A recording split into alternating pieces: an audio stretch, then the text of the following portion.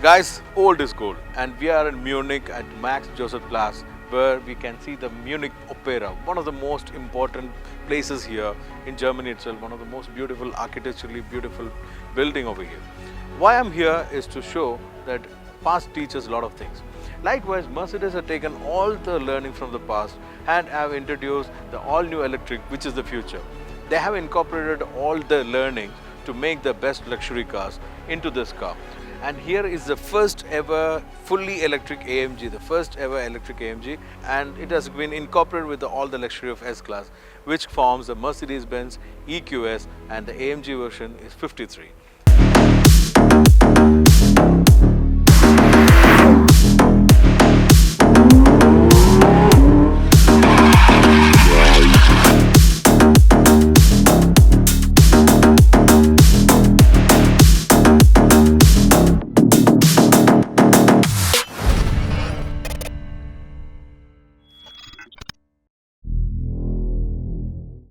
We picked our EQS 53 from Mercedes-AMG's headquarters, Affalzabad. We drove down to Stuttgart town, which is around 30 kilometers away from Affalzabad. We have one more companion in this trip. That's a Porsche 911 GT3 Touring.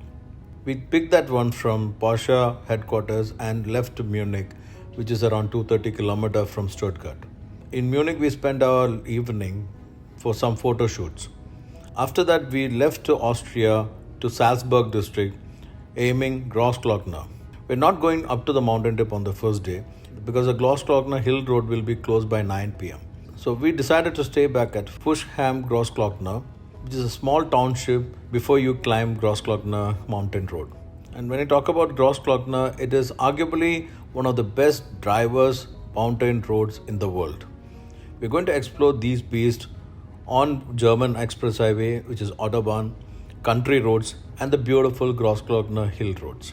The Porsche 911 GT3 Touring episode will be following soon, but for today, we are going to experience the AMG EQS 53, a rocket of its own kind.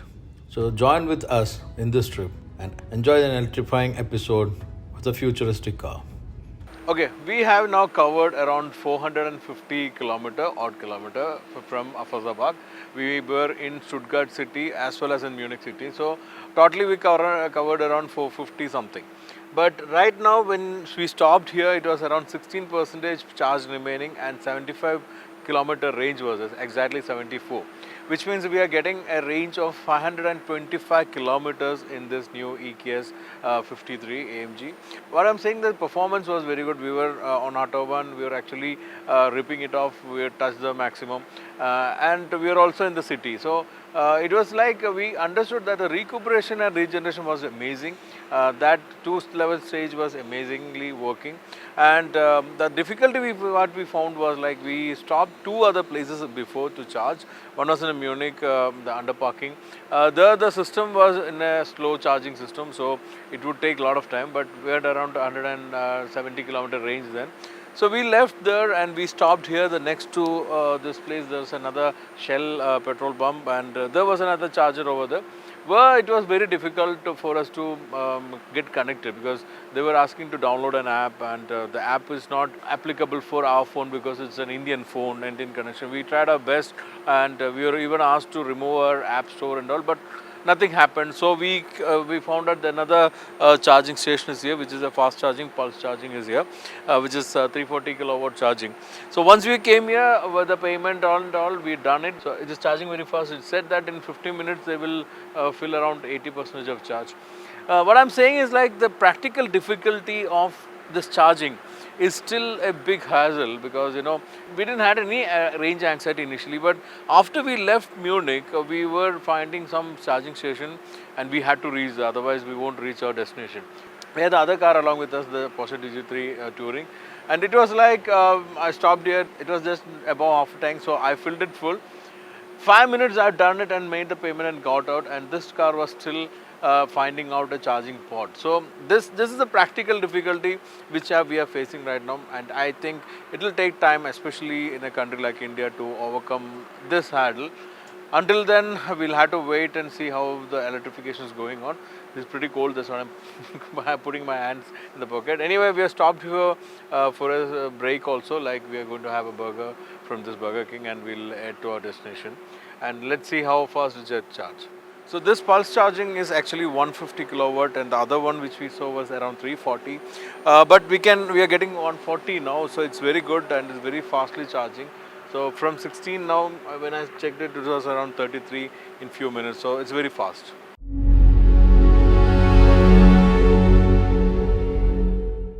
So guys, our second charging was done here in Fush am Grossglockner, where we stayed actually. It is like a small town or a small village before we climb Grossglockner, and this is a place we normal people stays. I'm here for the first time. I think Kunal has been here a couple of times, but he has not stayed here, but he has passed on this way. This is part of Salzburg district, which I have been earlier also. So here they had actually the octal we booked had option to charge, but they were in the garage. By the time we reached it was already 1 a.m. in the morning, so they had kept the key in the reception and they slept, so we couldn't charge from there. We found out another charging point over here where we charge it with a app and paid it online. After this, it's been full charge now. It's a 60 kilowatt charging. So we charge it with our own cable, because there was only charging point here. We had to use our cable which was in the car already. So now we have full charge and we are heading to Grossglockner.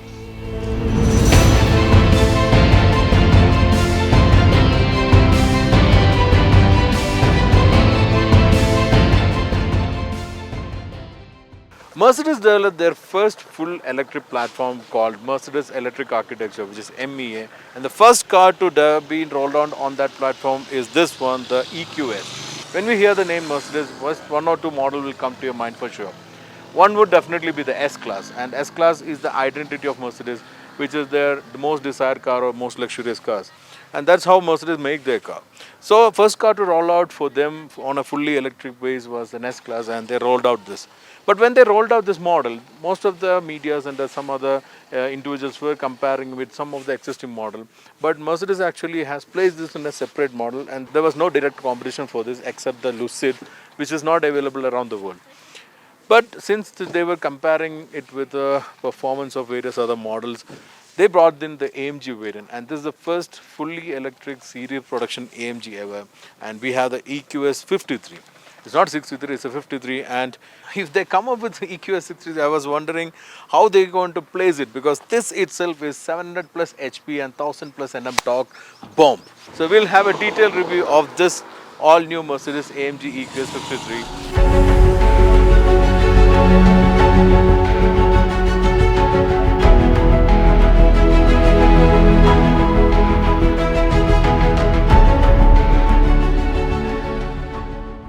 It's the third day for me with this EQS 53, and I had to admit that I'm started loving this design.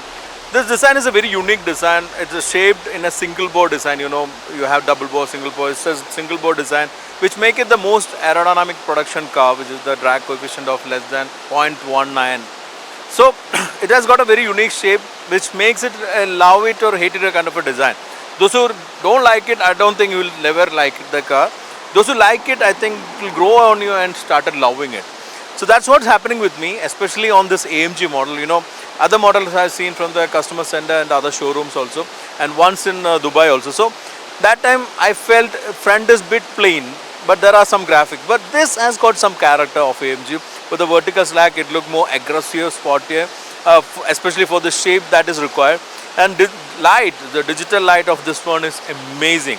We might have seen the digital light on the S-Class and other things, but when we experienced there, when we are coming to this Grossglockner, there was all hilly roads, and when there is a space without any vehicle, on the auto mode it spread light to 650 meters.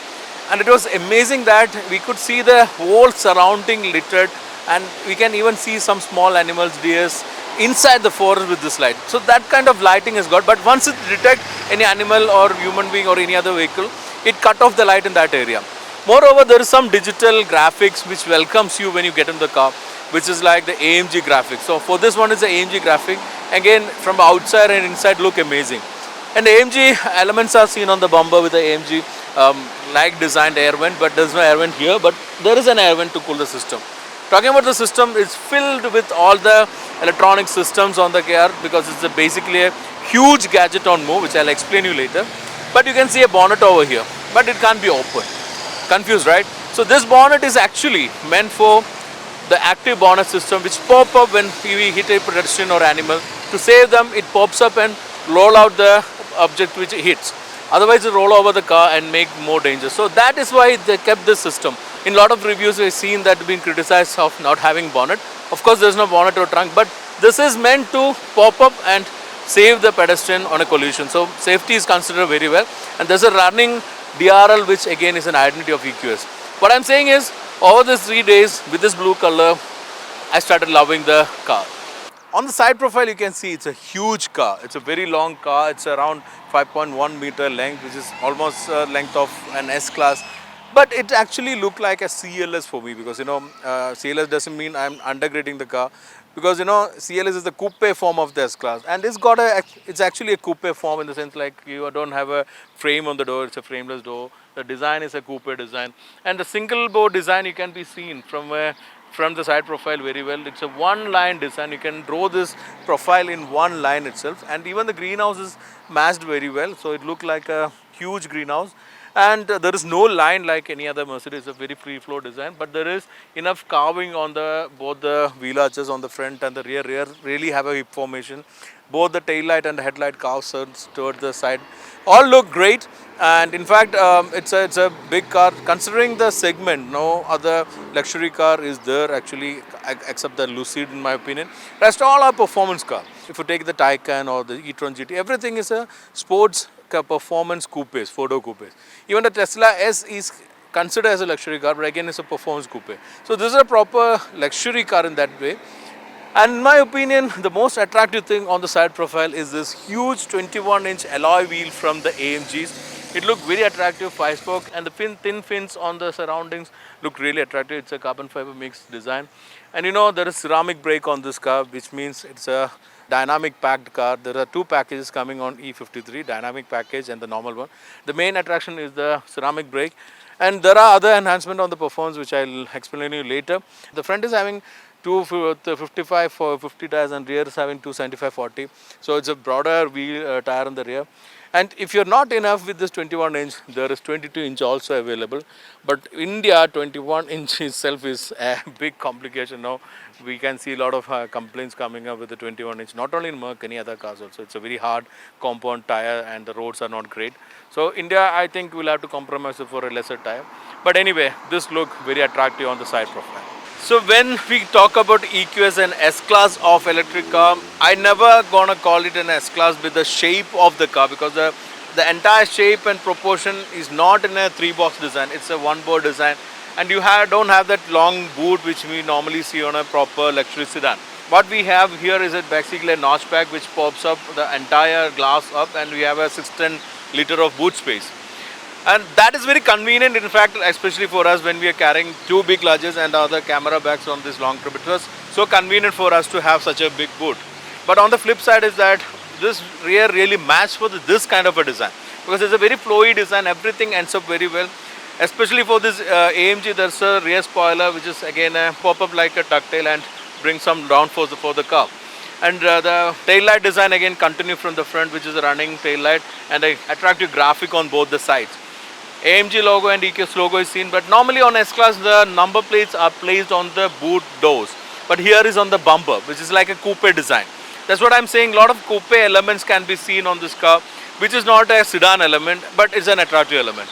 And for AMG there is some kind of attractive graphic here. There's no fake exhaust anymore. I had felt like EQC had an design which looked like an exhaust. I don't need an exhaust for that, and diffuser kind of design is also there. So in short, what I'm saying is EQS falls in a segment which is actually between a coupe and a sedan. And considering it's a sub-brand, it can be called an S-Class of that EQ. But I won't call this an S class of electric, because S class is more.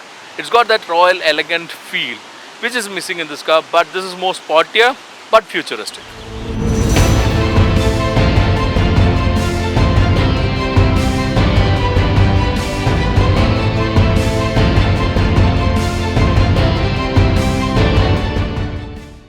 So we are passing through the tunnel which actually cover Kimsey, which is like nearest town from Fush where we are staying. And this is a bigger town, and there's a tourist spot, and there's a lake also. One interesting thing I read about this place is, I read it like it is one of the most prominent Muslim tourist destination in Europe. I didn't get what it is, but I felt it when I came here for dinner, because when Fush is a very small town with around 380 people living over there. So our restaurants were closed one day after our shoot. So we came over here for having dinner in McD. We saw a lot of Arabs also.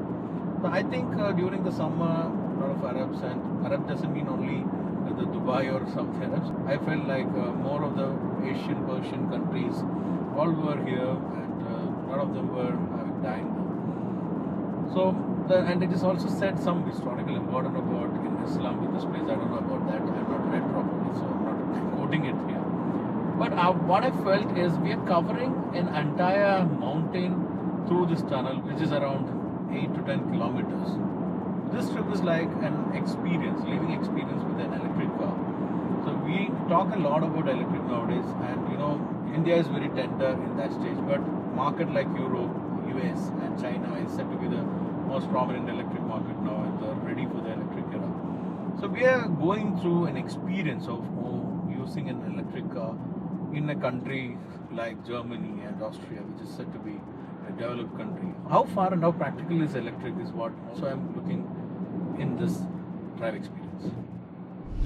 So guys, it got this autopilot feature, but actually I just need to touch the steering in a minute or within 2 minutes, because this feature is an autonomous feature level 4, I guess, but 90% autonomous. It can't actually read the signal and the roundabouts.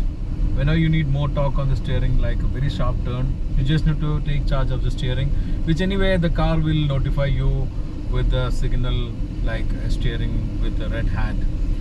So basically it's an autonomous feature where it follows the traffic ahead. It can read the traffic ahead, both the radar and camera work together, and it can also read the speedo signboards, and also can control the speed. So that's a notification beep to take charge of the steering, or just touch it, it can take control of the steering. And it is so cool, so intelligent. I was actually been driving like this for a while, but in between my GoPro got switched off, that's what I couldn't film you. But I done a film by myself on the phone, which is not recommended at all, but I did only because to show you guys how it performed. It's again red signs coming up, then I'm just touching it, just again going ahead. I thought of showing this feature in Autobahn, but I felt in these roads, because this is a very curvy road, ongoing traffic and opposite traffics are there, but everything is controlled by it. It's very intelligent, and the cool part is that every information are shown on this huge head-up display with augmented reality. And I remember the time when Mercedes was against head-up display, and now they have a head-up display which again become just controlling the distance in the car, so that I can stretch a little more, which also can be controlled with the touch of a button. And as I said, this head-up display now become a safety feature, because all the indication, all the information are shown here very clearly. I don't have to look on the screen in front of me, I can see in the head-up display. And that augmented reality feature is so cool that when I was driving around the city, when I had to take a couple of turns and all, like when there was a confused turns, it shows you the direction correctly with that arrow marks, which is again a cool feature of this car. So this is why I prefer driving these cars abroad, because when it comes to India, we have our limits on the roads. So we don't get to experience all these features the proper way because of various reasons. But I'm not blaming the companies for that, but the system and traffic is in a way that it's a mess. So I don't feel we are ready for these systems. But here, the systematic traffic and the way people follow it and how they drive carefully make this practical over here. So what I forgot to mention in the interior is, see, this is a very sharp turn, so it's shown indication to give a little more sort of torque to the steering. The EQS also comes with a 4-wheel steering system which was introduced in Mercedes with the S-Class. And this is an option of 2 degrees, and what we are driving today is having a 9-degree steering. On lower speed, it steers opposite the front wheels, which make it easier for a tight turning, and the turning radius dropped by almost 1 meter, which is equivalent to a smaller car like an A-Class. On the higher speed, it steers the same direction of the front wheel, but around 2 degrees for more stability and for dynamic drive. It has been a very convenient feature for me when we are driving in a smaller cities with this big luxury lineup.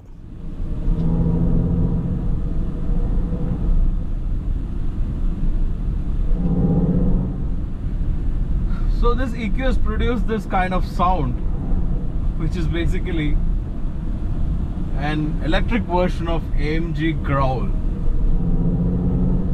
So this is the sound which make in a sport mode, and if you shift onto Sport Plus,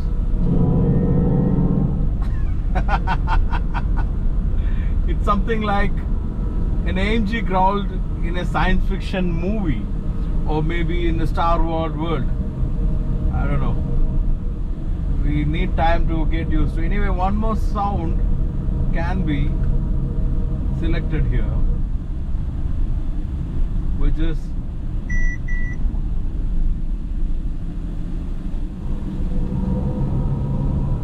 this is the other sound. You see, I'm in Autobahn, and you see over that it's full of traffic. Sometime earlier, the opposite track was filled. It's a very good day. It's a weekend Sunday, you know. People are getting out, enjoying the summer, and I'm missing out some chances to push the car.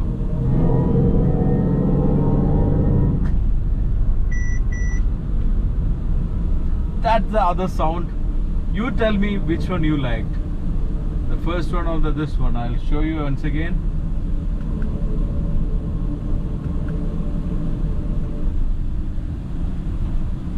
This is without any sound. This is the sound, sport sound. Okay, and here is the sound which will go powerful.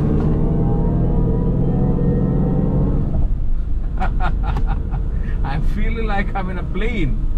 The way it pushed me back to the seat and the sound it makes is a different thing. So guys, this is actually AMG 53 with a dynamic pack, and it has enhanced the power to 751 HP, which is more than the regular one, which is around 650 HP, and the torque level is also more. The normal 53, it is 950, and this one is 1020, which was there in V12 AMGs. And I have to tell you, I told you earlier also, this is a 53. So I don't know whether they have a plan for a 63, and if it is coming out, I was wondering what will be the experience. The 0 to 100 for dynamic pack is 3.2 seconds, and for the normal one is 3.4 seconds. And top speed is also different. This has around 262 km per hour, and the normal one, I think it is around 245 or less than that. So anyway, talking about the driving aspect of the car, two things really matter. One is definitely the performance, and the other one is the range. In an electric car, range really matters. That is a luxury actually. So what we got so far is really around 525 km of full charging. First, when we took the car in Musthafa, it was full charge. We went to Stuttgart. That day, we haven't got the car out. We had some work in the city. Next day, we took the car, went to Munich. We couldn't find a fast charging. When we found that the parking lot was working also, and it was working in around 20 kilowatt charging, and it was not working as the app couldn't be downloaded on the phone. Later, on the way to Grossglockner, so we had a break at Kempsey. There we could find a charger, of which I'm sharing the experience. After that, we charged in our hotel, and that too, like the first day when we reached was around late night, 1 AM, and we couldn't get the charging at the hotel because these guys were slept. They kept the key on the reception with a note for us, and they went to sleep. So there was a public charging station which was not the fast one, but it was good enough for around 30 kilowatt. But then morning we were full charged. The next day the hotel were kind enough, they put our car in their garage and charged for us again absolutely for free. And the third day we were able to find a fast charger again in Fus. We were able to charge from 38% to full in 1.5 hours. That way we were not stuck with any charging issues, but some places we didn't actually get to charge because of the difficulties for Indian phone to download the app. But again, we weren't having any range anxiety, but we definitely have to plan the trip. That's even the same in India. One thing I really want to mention about this EQS is the suspension system, which is again taken over from S-Class, and it actually flowed on the road. In fact, as Kunal said, it hopped on the road because we were on all kind of road on this trip. There were bad patches, there were highways, there were mountain roads, and there were also those roads which was under construction. So every place, in spite of this 21-inch wheel, it was actually floating out, and it was very good in its dynamic. Once you set the Sport or Sport Plus on the bends and the hairpins, it was actually stable. I didn't brake. It automatically braked on the strong recuperation. So that is an intelligent recuperation.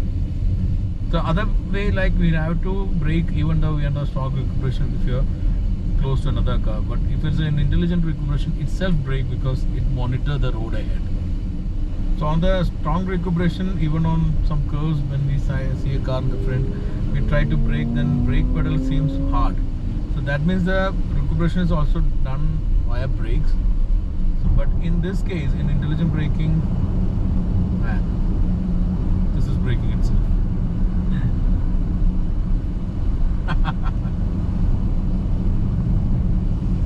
Moreover, we feel it may brush the bottom, it's very low, but none of the place so far we have to be very careful and never had any chance to brush the bottom.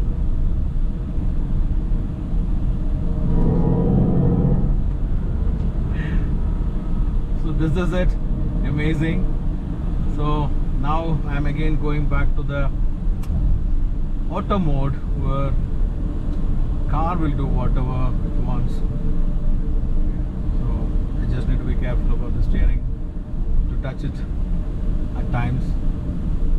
See, I'm doing it. And this system can even understand if you are in a no spin limit area, and it can even go up to 130. After that, if you want to push, we need to give the pedal and take it over. So nothing from my side. Intelligent recuperation and all this mode. Let me reduce the distance between the cars. You can see.